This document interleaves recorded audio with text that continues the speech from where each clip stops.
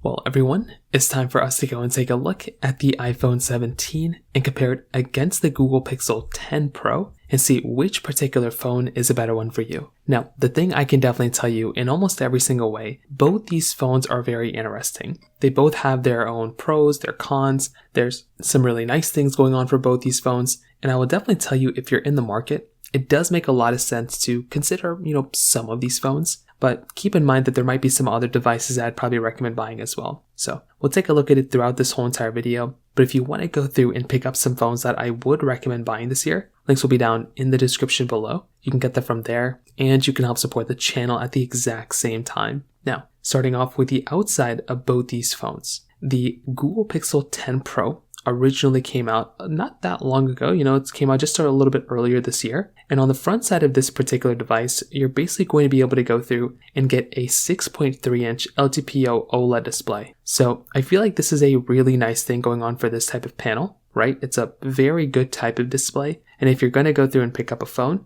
this is a really decent panel still. The thing with the, Pixel 10 Pro is that because it is like a brand new phone, these types of phones give you really good type of experiences. And they're the Pro models. They're going to be giving you 3,300 nits of peak brightness, which is very, very high. It's also going to be able to give you a very strong type of display because the panel itself still holds up very well. So this is without a doubt a really, really good type of panel. I'm a really big fan of it. And if you're in the market and you're going to go through and pick up a panel, this in and of itself, I think, still does a pretty good job at giving you a pretty good type of experience. Now, on the iPhone 17, this phone is going to be giving you a 6.3-inch LTPO Super Retina XDR OLED display. So this panel is going to be a little different here, nothing crazy, but you are going to be getting a slightly better type of panel in some ways. Not always, probably the Pixel 10 Pro is going to be better, but the iPhone 17 is still giving you 3,000 nits of peak brightness, 120 Hz. And because it is still a really good type of panel, I, for one, am still a big fan of the way this type of panel and this type of display pretty much holds up. Now, they're both giving you USB Type-C ports, which is great. I love USB-C, and you're definitely going to be getting that here on both these types of phones, which is awesome. On the back side, you are getting this like frosted glass back on the back side of both these phones. So I feel like that right there is kind of an advantage. Being able to go through and pick up a phone that is going to be giving you that type of capability in and of itself is very nice. You're also going to be able to get a dual camera setup on the iPhone 17, triple camera setup on the Pixel 10 Pro. We'll talk about that in a second. You're still maintaining things like wireless charging, obviously, things like that. But the Pixel 10 Pro does give you reverse wireless charging, which is a nice feature to have, much nicer than just the reverse wire charging you're getting inside of the iPhone 17. Beyond that though, I think both these phones do give you a good type of experience, and I think the Pixel 10 Pro is more of that Pro phone, like it's more of that flagship. But with that being said, I still think a phone like a Google Pixel, I still think a phone like an iPhone 17 still does a pretty good job when it comes down to it as well. So in my personal opinion, from that particular side, that kind of covers it up there for the most part. Now, on top of that, I think another really important thing are the price tags. The Pixel 10 Pro is basically around $1,000 right now still. The iPhone 17 is around $800. So if you are trying to get the phone that is going to be a little bit cheaper from that perspective, you are going to be able to look at a phone like a Google Pixel 10 Pro as still being slightly more expensive. So kind of keep that in mind if you do want the phone that is cheaper. Then something like an iPhone 17 has the higher likelihood for sure of being a slightly cheaper phone when it kind of comes down to it. When it comes down to the cameras, the Google Pixel 10 Pro and the iPhone 17 are slightly different here when it kind of comes down to it. So with something like the Google Pixel 10 Pro, this type of phone is basically going to go through and give you a 50 megapixel wide, 48 megapixel periscope telephoto, and then a 48 megapixel ultra-wide camera. Whereas with something like an iPhone 17, this thing is going to be giving you a dual 48 megapixel camera. So they both give you 4K at 60 on the front and the back, but the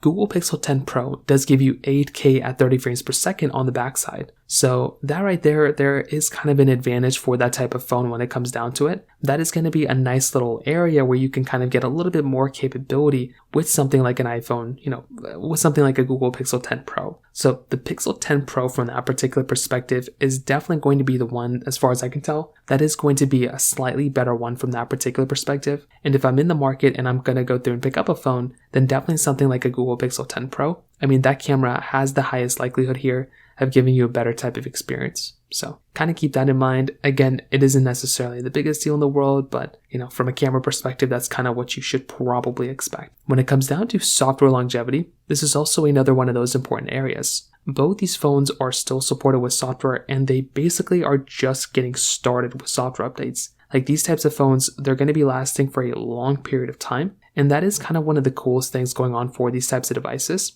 because you're able to go through and buy a phone that is going to be supported for a long, long time. So if you're in the market and you're trying to go through and pick up a device, you're definitely going to be able to pick up a phone that is going to be supported with software for a long period of time. And I do think that right there, that is going to be one of the bigger areas of improvement for these types of devices when it kind of comes down to it. So personally, when I'm picking up a phone, I definitely like buying phones that are going to be lasting for a long period of time from that standpoint as well. From a battery life perspective, the Google Pixel 10 Pro has a 4,870 mAh battery, where the iPhone 17 is giving you a 3,692 mAh battery. So from that side as well, like if you're trying to get the phone again that is going to be giving you better battery life, this could end up swaying towards something like a Google Pixel 10 Pro from that perspective as well. So once again, if you are trying to get the phone that is going to be slightly better from that perspective, there's a higher likelihood something like a Google Pixel 10 Pro could end up giving you a slightly better type of experience from that side as well. Could it be the biggest deal in the world? I'm not too sure, but it is just going to be another one of those slight advantages for something like a Google Pixel 10 Pro.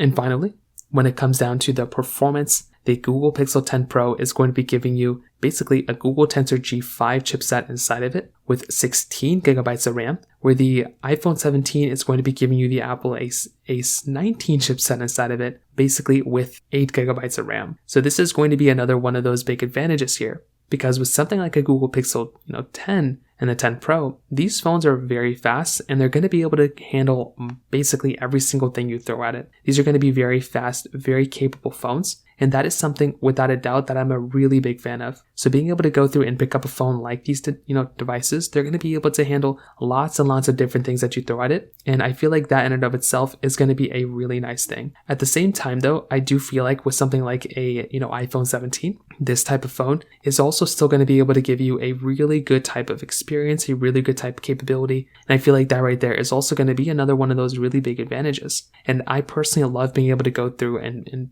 have the capability of buying a phone that is going to be giving me like a good experience from that side. And that is precisely what's kind of going on when you're going through and buying these types of phones. So to kind of sum it up, what I definitely will tell you is that both these types of devices, the iPhone 17 and the Google Pixel 10 Pro, these are very good phones. I'm a very big fan of them, and I think they hold up very, very well when it kind of comes down to it. Now, are they perfect? No, but they're both very good options. And if you're in the market, like I mentioned, I feel like going through and buying devices like this are very, very good. With something like the Google Pixel 10 Pro, this is more of that pro phone. It feels like more of a flagship. It's going to be giving me more flagship type of experiences. And I feel like that's the type of phone that I would look at as probably being more of that like flagship type of feeling and flagship type of phone. With the iPhone 17, I feel like this is a good phone that's like a couple $100 cheaper than that one. And it does make me feel kind of good about owning a phone like that, because it isn't necessarily the most expensive phone. It's also still kind of expensive for the most part, but again, it makes me feel better that I'm not spending like a crazy arm and a leg for that type of device. So that's kind of how I feel about it. Now, at the same time, like I mentioned before, there's also a lot of phones in the market that you can also pick up that are in between these phones. Phones like, there's a lot of different devices out there. So if you want to pick up like a Google Pixel 9 or an iPhone 16 Pro, those are also options out there as well. So that pretty much covers it up there. If you have any other thoughts or questions, please let me know in the comment section below. Hit the like button, that would mean so much, but definitely hit that subscribe button. More importantly than everything else, I love every single one of you guys. Hopefully I'll catch you guys in the next video. Peace out till then.